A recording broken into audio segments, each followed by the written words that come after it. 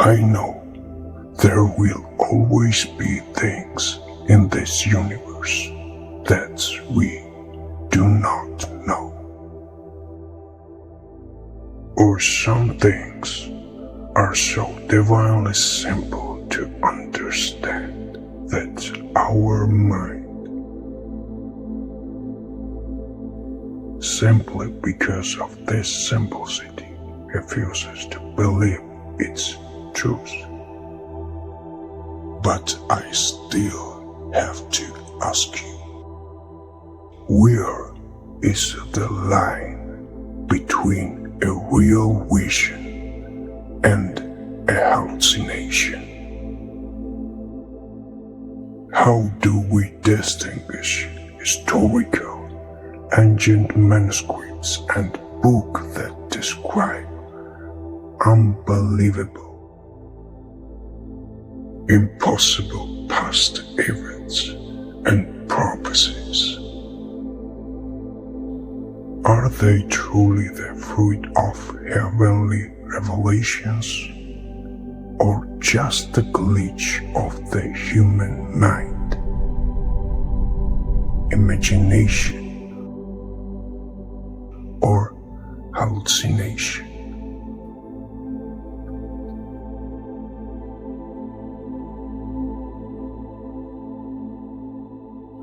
The answer to this question is that we can never distinguish them from each other. Our mind simply sees and believes what we want it to see and believe. And if we don't want to see something, we will never even notice it. For example, your eyes see your own nose every single second, but your brain ignores it so completely that you practically do not even perceive it until your focus shifts directly into your nose.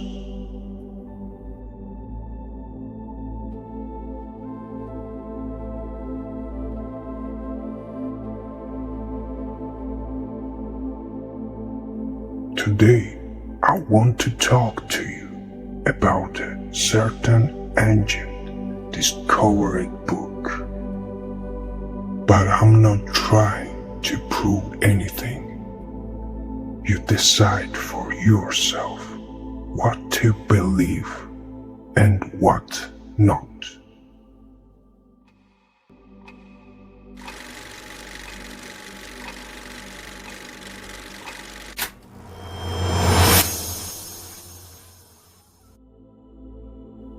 The Book of Enoch.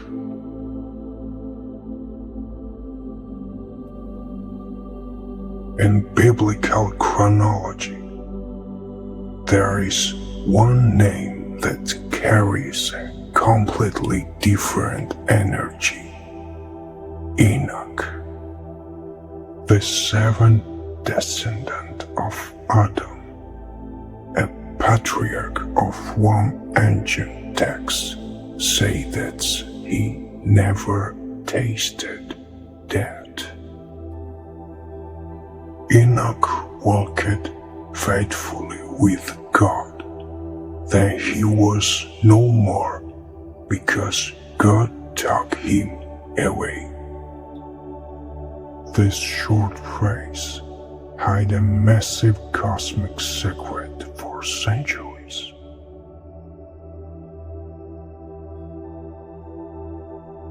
For thousands of years, the Book of Enoch was considered a myth, a text completely lost in the mist of history. But in 1947, in the Qumran desert near the Dead Sea, Shepherd found strange clay jars. inside these jars was the most explosive archaeological discovery in the world history, the Dead Sea Scrolls.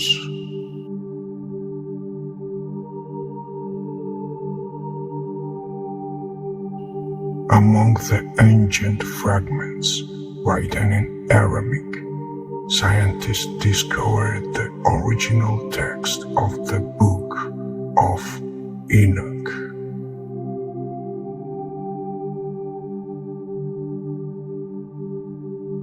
Before this, the only complete version was preserved by the Orthodox Church of Ethiopia, who keep it as Holy Scripture. This discovery proved that the text was not a medieval fantasy. It was a real, ancient source, read and protected thousands of years before Christ.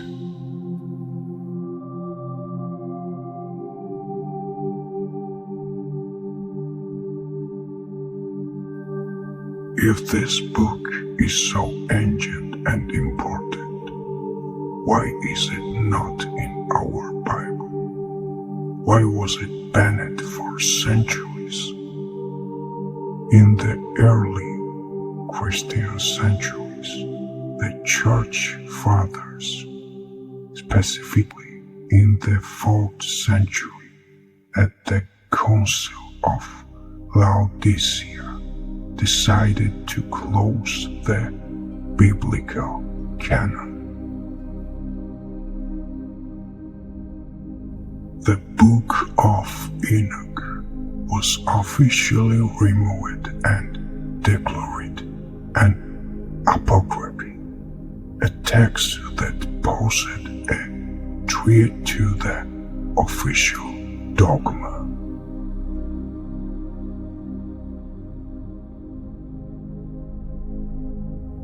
The reason was simple. Enoch described a reality that was far too dangerous for controlling the masses.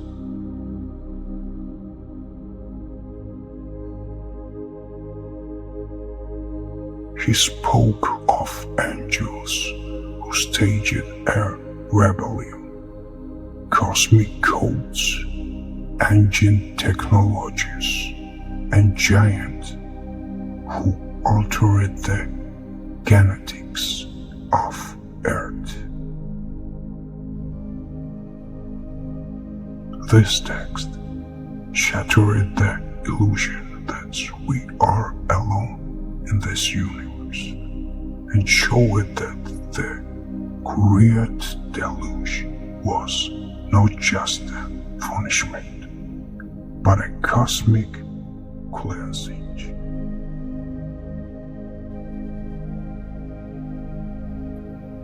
The Book of Enoch was hidden because the truth destroyed the reality of this time, but the code could not be destroyed.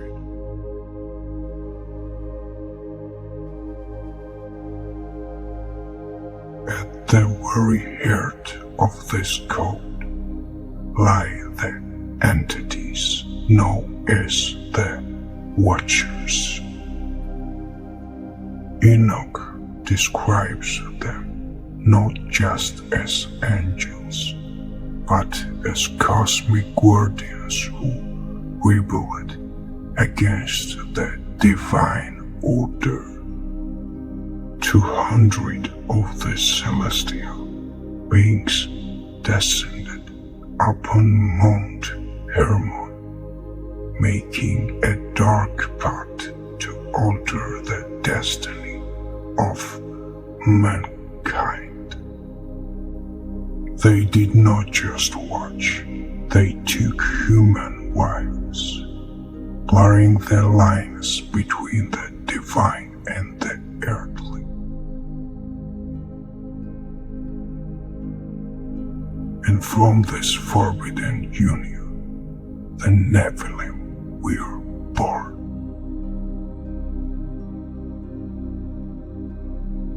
Giants of massive scale and terrifying destruction. The Watchers brought advice, hidden knowledge to earth, teaching humans warfare, astrology, cosmetics, and surgery.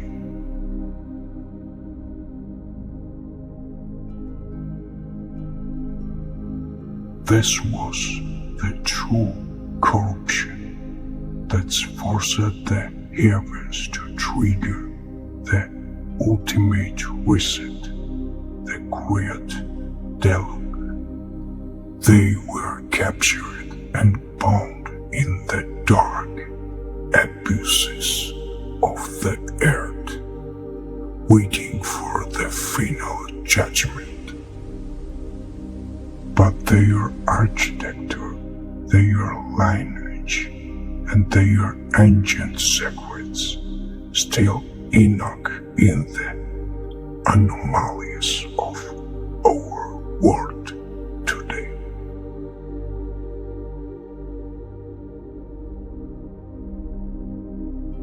The history we are taught is a constructed reality, and the choice of what to believe is entirely yours. But the mystery deepens even further when we turn back the clock.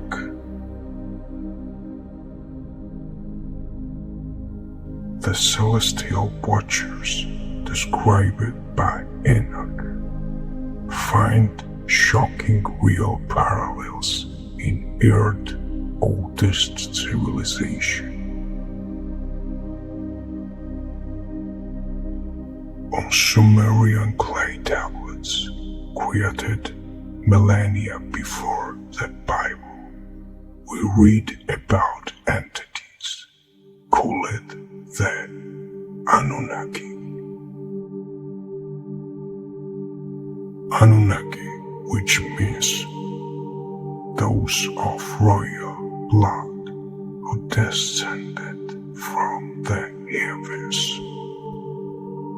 Look at the real jaw-dropping similarities in the Book of Enoch. Exactly 200 watchers destined, while in Sumerian mythology, exactly their lower-ranking Anunnaki destined to Earth to work and watch. Both texts agree completely that the celestial beings taught humans forbidden technologies, metallurgy, and the science of the stars. Both sources describe the catastrophic deluge as a global hard reset. With Enoch, it is triggered by God, while in the Sumerian Enuma Elish, it is decided by the High Council of the Anunnaki. But in the caves of Qumran, right alongside Enoch, archaeologists found another explosive text, the Book of Giants. This forbidden manuscript is a direct continuation of Enoch Chronicles, detailing the terrifying existence of the Nephilim.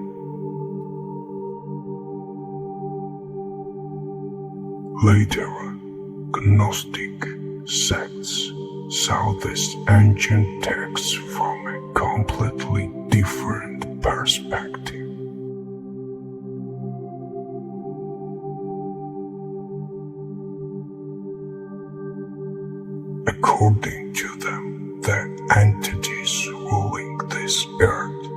were Archons, the high servants of a force known as the Demiurge. The Demiurge, the false god, the blind architect who created this material universe as a prison for the human soul.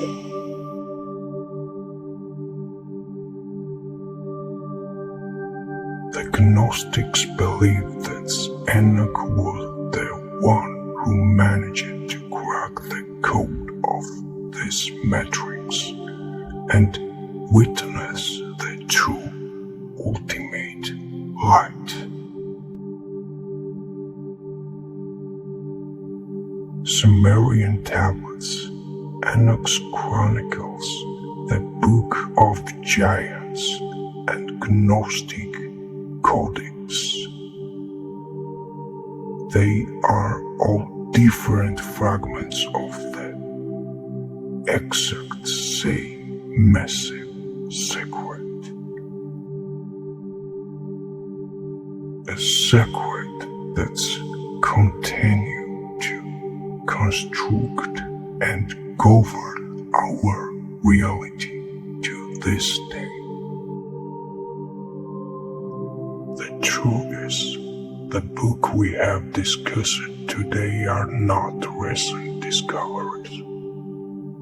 Many people have already accepted the information within them as the ultimate reality.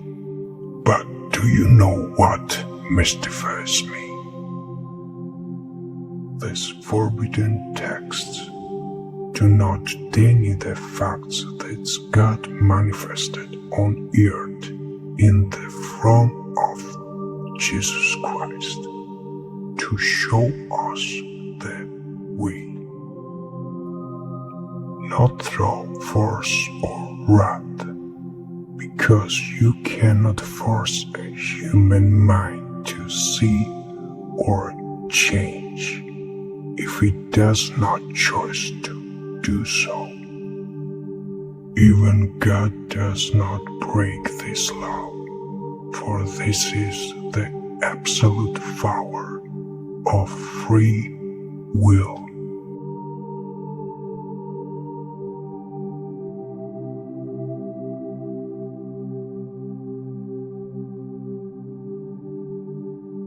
Yet a strange paradox remains.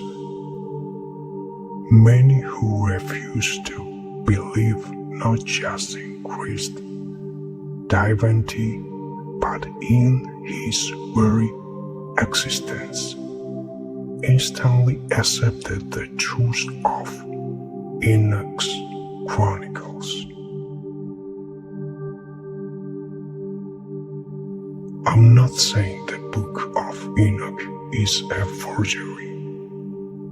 I simply marvel at how much easier it is for some to believe in giant Nephilim and celestial watchers than in the core of a creator walking on water in a human vessel.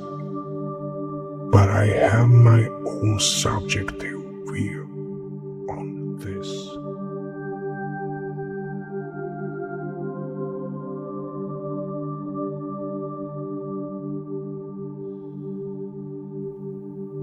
There are billions of Christians on earth, yet so few have truly decoded Christ's simplest commandment, the one capable of completely shattering the system. Love your neighbor as yourself. Imagine walking outside and absolutely everyone greets you as if you were lifelong friends. Imagine strangers stopping you on the street just to ask if you need some help. Can you even imagine that's reality? Pure love has the power to dissolve all boundaries. But again, this is just my subjective thought. The spectacular miracles of Jesus often overshadow the most profound details of his existence. Even though centuries have passed, very few have focused on the true reality of his actions. Look closely at the architecture of his disciples. He managed to gather men of completely conflicting worldviews. Men who under any other circumstance would have killed each other. Take Matthew, the tax collector, a man who worked for the Roman Empire, regarded as a corrupt traitor by his own people,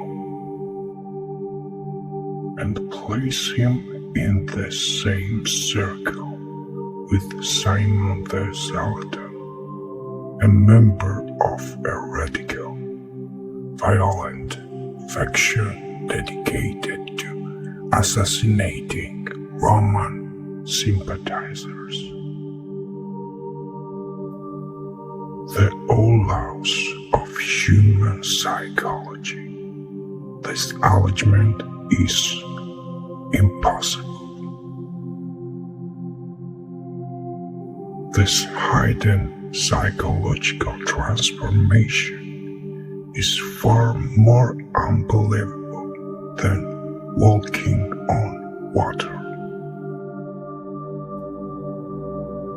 Just imagine locking wild predators and helpless prey inside a single, closed room, and they do not harm each other. That was the dangerous nature of his circle, a living micro-universe operating under a completely different law. But remember the core truth we established at the very beginning of this file. Human consequences will never see what it refuses to acknowledge. Our mind completely blinds itself to its own glitches, just like your brain ignores your own nose every single second. And this exact psychological trap manifested even within the inner circle of the Creator. Jesus warned his disciples beforehand. He told them clearly that they would falter, that they would make critical mistakes and deny him when the time comes. Every single one of them reacted with denial and pride, refusing to believe his words. Despite being the direct students of the ultimate source, they too were defeated by humanity's oldest and most ruthless enemy, the ego. The ego is the ultimate glitch in our matrix. The force that actively prevents us from recognizing our own flaws and limitations. Because if your mind refuses to notice the flaw, you can never fix it.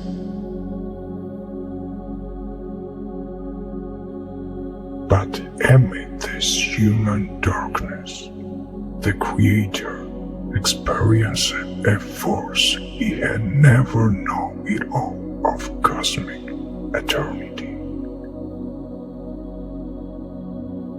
The love of a mother. I know many will oppose this theological thought, but understand the cosmic dynamic. God was never born. He is the Alpha and the Omega, the infinity, uncreated conscious core of all universal energy. He existed when nothing else existed. He knew everything, saw everything, and held the cosmos together. But until he manifested in a fragile human vessel, he had never physically felt the warmth, the protection, and the raw division of a mother's embrace. The absolute, terrifying force of the cosmos, learning what it means to be held, fed, and loved by his own creation. And then there is the number 13, a number that's modern superstition calls unlucky, a calculated distortion designed to hide its true sacred geometry. He walked with 12 disciples, representing the complete, closed order of the earthly realm. But he was the 13. The number 13 is not a code. It is the code of the divine center, the binding energy that's holds the grid together. The history we are taught is a constructed reality.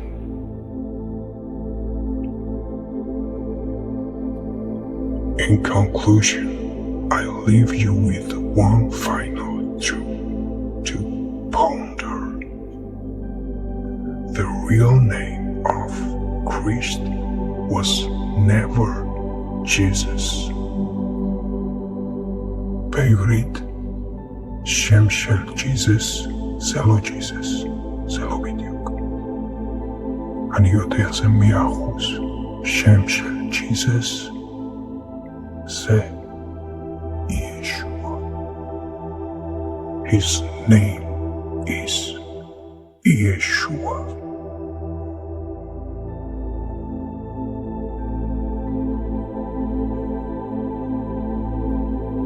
So, love one another. Appreciate every single moment, every single breath in, and every single breath out.